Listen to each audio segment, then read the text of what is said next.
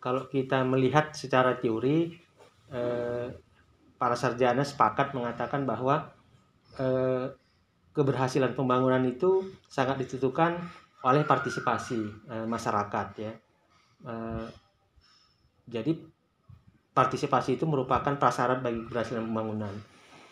Kalau kita melihat fenomena yang ada di Kota Medan saat ini gitu ya,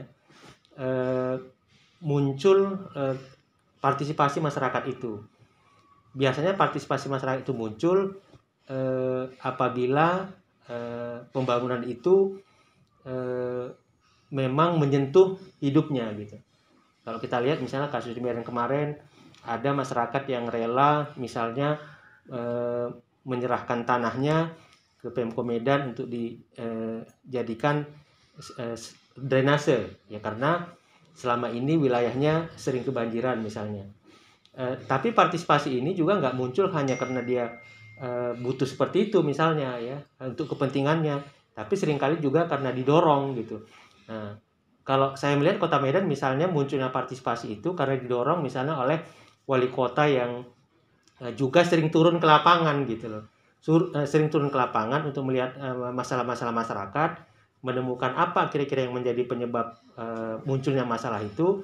Kalau banjir misalnya, oh ya ternyata memang ini nggak bisa diatasi banjir ini misalnya kalau masyarakat itu tidak menyerahkan lahannya.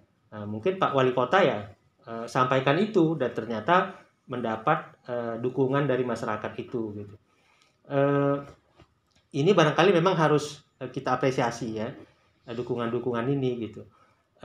Namun ini juga menjadi catatan juga bagi Pak Wali Kota. Kalau seandainya nanti setelah drainase itu katakanlah diberikan warga masyarakat, nyatanya misalnya nanti ketika tahun depan ya katakanlah banjir lagi, nah ini masyarakat akan tuntut Pak Wali Kotanya gitu. Artinya apa?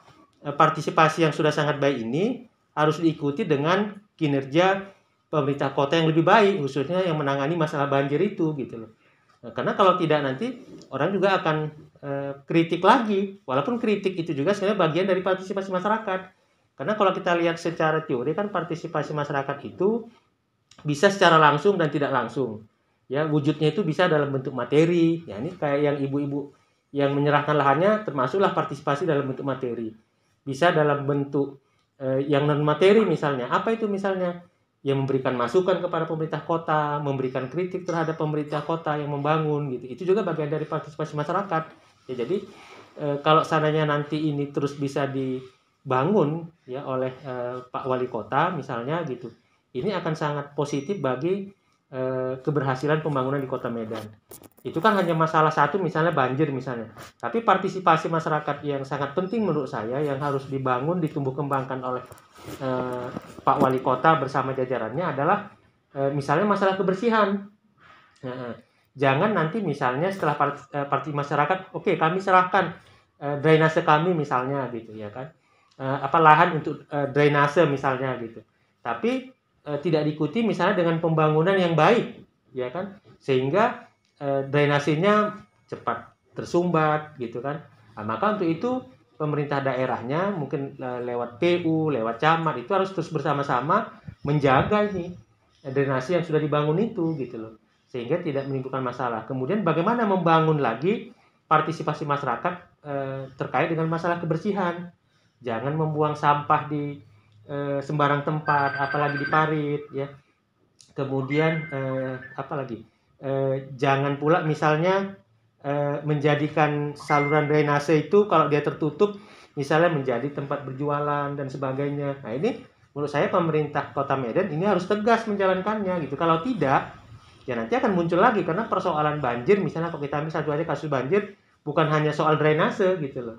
Nah, tapi juga menyangkut tentang kesadaran masyarakat akan kebersihan tadi gitu. Di samping ada faktor lain misalnya daerah hulu.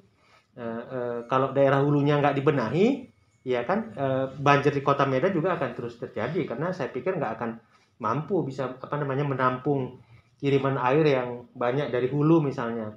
Apalagi bersamaan misalnya di hulunya hujan lebat, di Medan juga hujan lebat, itu saya pikir drainase di Kota Medan nggak cukup mampu untuk menampung itu, pasti akan muncul banjir gitu loh.